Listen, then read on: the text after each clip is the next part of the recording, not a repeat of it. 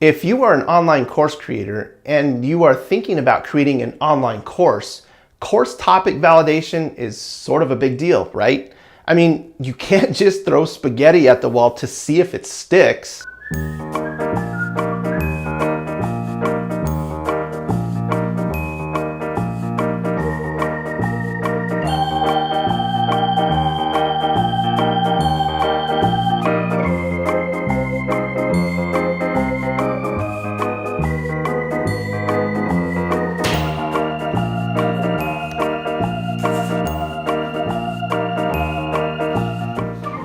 Seriously, you wouldn't just buy a plane ticket without knowing where the destination was. So why would you just create a course you think will be successful?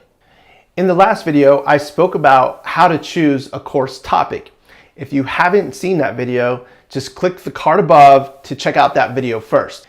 In this video, I'm going to share 7 steps that you can use to validate your course topic.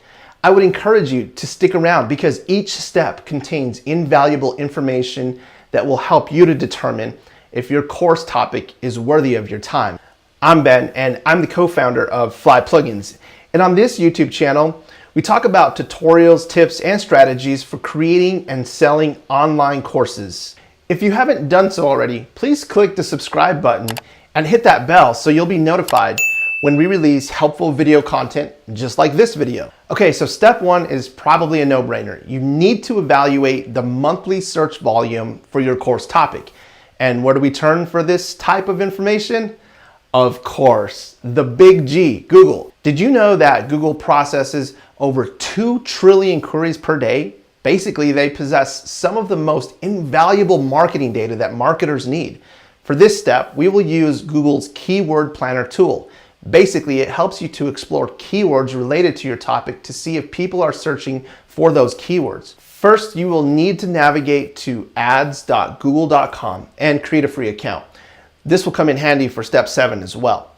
Once you've created your free account, go ahead and log in. Okay, once you're logged in, what you're going to want to do is click on Tools on the upper right-hand corner and then click on Keyword Planner. Okay, so I'm going to enter ukulele lessons and then comma and then online ukulele lessons. Okay, once I have those entered, I'm going to go ahead and click Get Started. And you'll notice here that we've got a lot of data to sift through. I want you to take note of the average monthly searches. So you can see here that Ukulele Lessons gets 1 to 10,000 searches per month on average. So that's a really good sign. I realize that the data is not very definitive, but the fact that you are seeing searches for Ukulele Lessons and its variance in the 1,000 to 10,000 searches per month range, it's very encouraging. Also take note of the competition column and notice that the primary keywords are showing high and medium competition. This basically is telling us that these words have medium to high competition when it comes to advertisers bidding for keywords in their ads. This is also good news because it means that there are advertisers willing to spend time and money advertising about the course topic you are trying to validate. If we move over a couple of columns, we will see 2 more columns for top of page, low range, and top of page high range. This is giving us an idea of what advertisers are spending for keywords top of page bids. The fact that it's in the 80 cents to $3.60 range means that there is a demand for this type of course. But it also means that if you wanted to do some paid advertising, it wouldn't be terribly expensive to run some ads against these keywords. Step 2 is to evaluate trends around your topic. Since Google has all this search data, why not aggregate, categorize, and provide real-time trends based on location, right? Oh wait, Google already has done that. Let's take a look at the tool called Google Trends. Navigate over to trends.google.com. Okay, in keeping with our ukulele example, let's go ahead and type in the term ukulele. One thing I want to point out as soon as you type in search is go ahead and click over here on the left-hand side. It may have set your geolocation to your country. Go ahead and change that to worldwide because we want to know what the demand is worldwide. I mean, it's not out of character to sell courses globally. There are people that will purchase your course that live in another country that may understand your language, and that's a really good thing. So if we change that to worldwide, you'll notice that we can see geographically that this particular term is mostly searched in Southeast Asian countries, which would be expected. However, if we make a slight tweak to the search term and we add in lessons, you'll notice that things change quite a bit. But in any case, it does show that there is demand for this particular search term. It does vary from the various different countries, but you can see in this top graph here the interest over time. So it looks like it's giving you about a year's worth of data there. So to me, that's validating this particular topic because people are actually searching for these terms. In step 3, we will continue to take advantage of the big G. Now we will use Google search along with search operators to find current course offerings. This will tell us if there are courses related to your prospective topic that people are willing to pay for. Also, it can give you an idea if the market for your topic is already saturated. Also, you'll be able to determine if there are any untapped niches within your product. You may be familiar with some of these search operators, and if you are, just bear with me. Okay, let's build a search string together. Okay, so what we're gonna do is we're actually gonna open up an incognito window for this, and that's just so that our search results aren't biased in any measure with the Google browser. So what we're going to do is we're going to start off with quotation marks. The quotation marks around your keywords will return an exact match. In other words, Google will reduce ambiguity within the search results and increase relevancy. So our exact term will be beginner ukulele. Okay. But next, I want to talk about the OR operator. If we use the OR operator, it allows you to gather results for more than one search term. The ukulele is similar to a Portuguese instrument called the machete, and I hope I'm pronouncing that correctly. I may be totally butchering that, I don't know. But we could use the OR operator and then add an exact match for machete,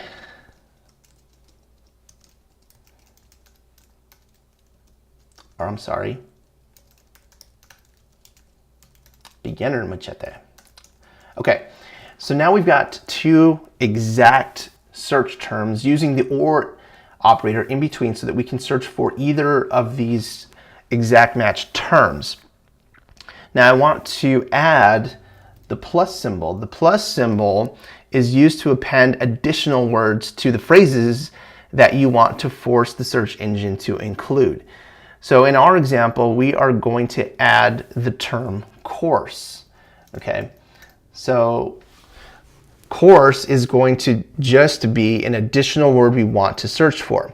But what if the word course is similar to another word like program or curriculum? Well, guess what? Google has an operator for that too. So this operator is not so well known, but it's a really cool operator.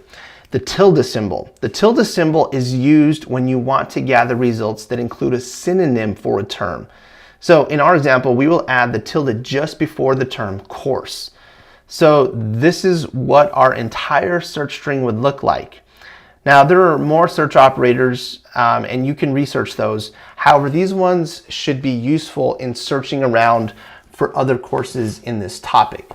And if we just hit enter, you'll see that we've got quite a few courses show up for ukulele. Now this does show that there are courses already created for this, which shows that this is a valid course topic. You do want to probably dive in a little more in detail to find out if the market is saturated. But this gives you a good start with finding out if there are other courses related to your course topic. Now, don't be alarmed if you don't find any courses. In fact, it could be that you'll be first to market with a course. That's why we are going through 7 steps, because you may validate your course topic in one of the other steps. In step 4, we are going to find out what people are talking about in relation to your course topic. What better place to do that than social media? I mean, there are literally billions of people on social media chattering about anything and everything. But rather than going to each individual platform, we can turn to a tool called Buzzsumo. Buzzsumo is a great tool that collects social media mentions, which can be searched by keyword or topic. It can show if there is any buzz surrounding your course topic. Buzzsumo is free to an extent and will show you a limited number of results. Obviously, you can pay for full usage of the platform, but honestly, you'll be able to tell right away if your course topic is getting mentioned or has any buzz surrounding it on social media. Okay, let's take a look. Okay, so Buzzsumo is pretty simple. You simply just navigate to buzzsumo.com and you type in a search term. So in this one, we'll just type in ukulele lessons. You'll then get to see how much engagement has occurred on various social media platforms. So if you take a look, there's quite a bit of buzz and conversation going on surrounding ukulele lessons. You can look at the Facebook engagements and there's a ton in there. So this is another way that you can validate your course topic. On to step 5. In step 5, we are going to take a look at Udemy. And you might be thinking, dude, Ben, isn't Udemy like your competitor? Well, yes and no. Udemy is an online marketplace for creating and selling courses. However, if you are serious about making good money with your course, it would be a really bad choice because you end up paying Udemy a large percentage and most courses are priced very low, leaving little to no room for profit. Also, I'd recommend that you not look to Udemy for guidance on creating your course. Many digital marketers are out to make a quick buck, and unfortunately, they create courses that are very low quality. Trust me, I've bought several Udemy courses, so I know. No, I'm not saying that all courses are bad, but it's definitely hard to find really good ones. I won't get into all the specifics, but one thing we can do is check demand for the course topic on Udemy. Let's take a look. Okay, so if we navigate over to udemy.com and we type in ukulele in the search terms here, you'll notice that there are about 36 courses related to ukulele, which tells us that it's definitely in demand. Notice there are beginner courses on playing the ukulele, how to play specific songs on the ukulele, even a course on music theory. And so if we drill down and look at a course, we can take note of a few things. So let's go ahead and click on one of these. First, you can notice that there are a lot of students enrolled into this particular course. There's 3,300 students enrolled into this course. A few other things you can take note of. You can take note of what exactly you're going to learn in this course. You can actually kind of glance at the course outline here and just see how it's structured. And the other thing to take note of is the resources that are available. Now, these are likely downloadable action guides or maybe cheat sheets or something like that. But you can kind of get an idea of how this course is structured. But most importantly, we know that this type of course is in demand. For step number 6, we are going to turn to the largest online commerce website, Amazon. Amazon has made it super easy for authors to self-publish their own ebooks, and with it being the largest retailer in the world, the digital book marketplace is a gold mine for validating your course topic. As you know, Amazon is well known for their reviews. I mean, before you buy a product on Amazon, Aside from checking the price, what's the first thing you look at? Reviews. So not only can we see if people are spending money in our niche, but we can see how much they are willing to spend and the sales volume based on the number of reviews, but we can read discussions on your niche.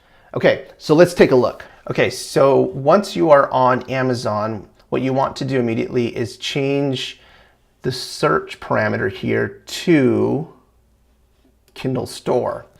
Now we'll type in ukulele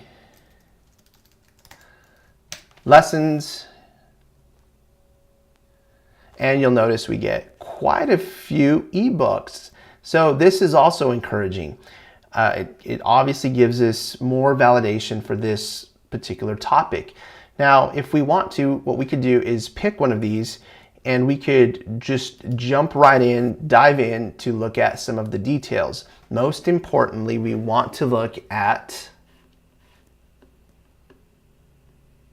reviews. Okay, so you'll notice there's a bunch of reviews, and you'll notice that it only shows a certain amount of reviews. Most of them are truncated, and if you just click the link at the bottom, you can look at all of the reviews, which I encourage you to do, so that you can come through and scan some of these reviews. Now there's going to be some reviews like check this one out here. This guy is probably giving a gold mine worth of feedback. Some of the things that you want to look for are pain points, things that people wished they had seen in this book. Those are the types of things you want to take note of, because those are things that you can add into your course. Those types of things can be your unique selling point. These are things that people forgot to add into their product, which you can take advantage of and add into your product.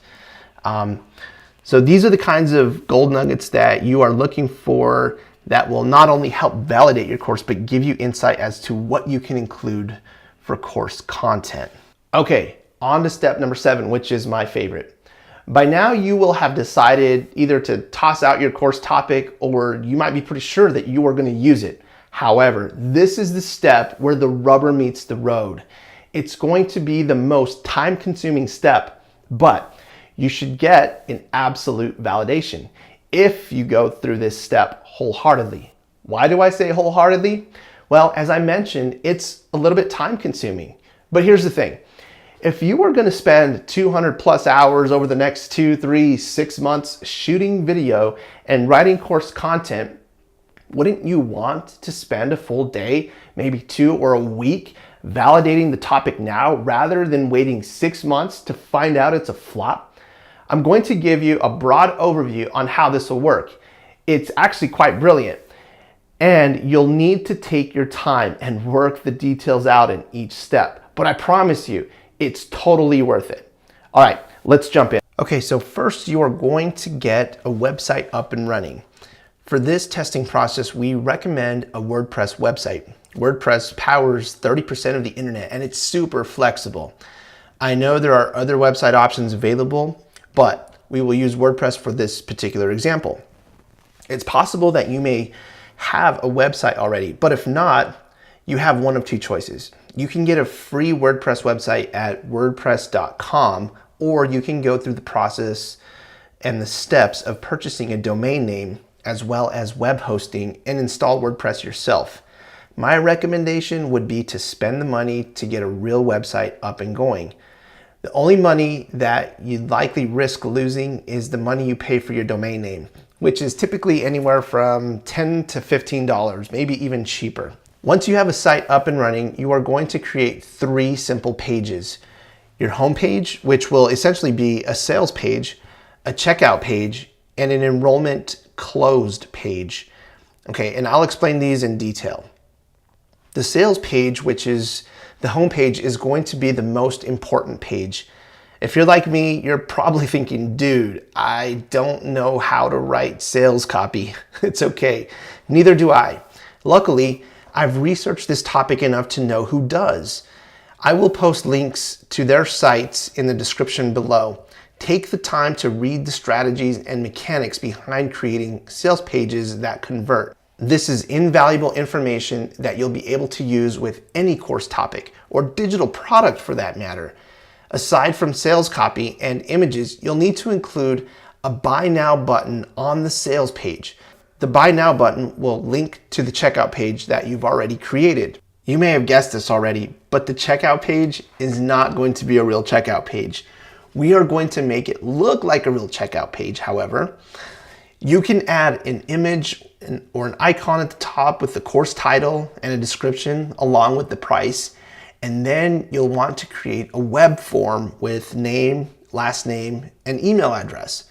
There are tons of free web form plugins available like Formidable Forms, WP Forms, or Ninja Forms that you can use to build a web form. The important piece on this page is to create a continue order button at the bottom that navigates to, yep, you guessed it. Now on the enrollment close page, you'll simply need to write out a page header that reads, "We're sorry, but enrollment for this course is currently closed. Please check back soon." So the validation flow starts at the sales page. Then when the Buy Now button is clicked, they are directed to the fake checkout page. Then when the continue order button is clicked, they are taken to the enrollment closed page. So next, you'll want to set up a free Google Analytics account. Alternatively, you could use a service called Clicky. In my humble opinion, Clicky would be a better option if you've never used Google Analytics. The only reason for that is because you can set up Clicky faster and it's super easy to log in and view your data on one screen. Google Analytics does a way better job at collecting data, but it's a little more complex to use and requires a bit of a learning curve. You'll eventually want to be on Google Analytics, but Clicky is a good start. Once you are set up, you'll need to add the tracking code to your WordPress website. You can use the Monster Insights plugin or the Clicky Analytics plugin to add the tracking code to your site, depending on which solution you chose. Now you will need to pick 5 target keywords. Earlier in the video, we talked about Google Keyword Planner. That's a great place to find 5 target keywords. Next, you'll want to create a Google ad for each keyword. You'll need to decide your budget for spending on ads. However, the more traffic you send to the site, the more data you'll have to make a decision. We do recommend letting the ads run for a minimum of 7 days because traffic will vary from day to day. The last step in this process is to check your analytics. If you find that you've had 100 visitors and 10 people click the Buy Now button, you'll know that you'd have a 10% conversion rate for your course. You can even play with the sales page copy or bump up the price to see how that affects the conversion rate. Conversion rates are going to vary depending on your industry, so we really can't give you a hard number that you need to achieve to find success in your course topic. You'll have to figure that part out because there are a lot of factors that we don't know that relate to your niche that will factor into your pricing and to the number of students that you need to enroll to make it worthwhile. I know that was exhaustive, but if you've stuck with it all the way through step 7, you, my friend, are a rock star. Not only that, but you now know and can make a decision based on actual data whether your course topic is worthwhile. There's a ton of work to put in up front, but once you launch your course, you'll be making relatively passive income. And between you and me, you can use that same process for just about any digital product you want to launch. Do you have a course validation strategy that you'd like to share? If so, put it in the comments below. I'd love to hear your ideas. Again, if you've not subscribed to our channel, please do so right now so you don't miss out on any of our super helpful video content just like this. As always, thank you for watching, and I will see you in the next video.